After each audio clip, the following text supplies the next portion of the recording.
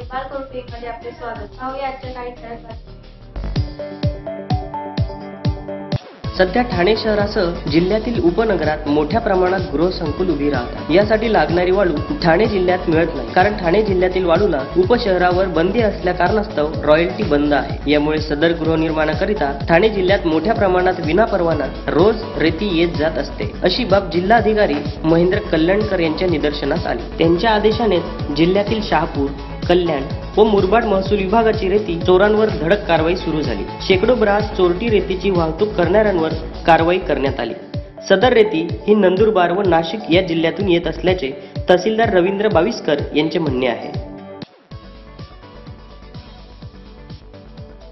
ठाणे जिल्ह्यामध्ये माननीय जिल्हाधिकारी कल्याणकर साहेब यांच्या आदेशानुसार आम्ही शहापूर तालुक्यामध्ये रेतीची जी अनुचित वाहतूक होत होती त्याच्या आम्ही गाड्या पकडलेल्या आहेत. 2 दिवसामध्ये आम्ही 17 गाड्या पकडलेल्या आहेत. तर गाड्या ह्या आरटीओकडे तपासणीसाठी पाठवून त्यामध्ये ओव्हरलोड वाहतूक होत होती किंवा विना रॉयल्टी पास त्यांनी जर वाहतूक केलेली असेल तर त्यांना प्रति ब्रास 50,300 याप्रमाणे आम्ही दंड करणार आहोत. गाडीची संपूर्ण तपासणी आरटीओ मार्फत करण्यात येऊन जर त्यात क्षमतेपेक्षा जास्त माल आढळल्यास आरटीओ मार्फत सुद्धा यामध्ये कारवाई करण्यात येते. सदरचा माल हा नंदुरबार, नाशिक या जिल्ह्यांमधून ठाणे जिल्ह्यातील अंबरनाथ, उल्हासनगर, कैलान, भिवंडी या तालुक्यांमध्ये जातो. सदर साधारणतः एका गाडीमध्ये 6 ते 7 ब्रास माल असू शकतो.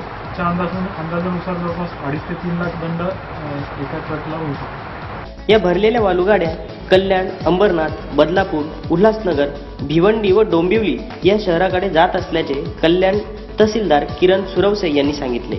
या गाड्यात जादा लोड व विनापरवाना वाळूची तस्करी केली जात असल्याची बाब उघडकीस आली असल्याचे मुरबाड तहसीलदार सर्जेराव म्हस्के पाटील यांनी सांगितले.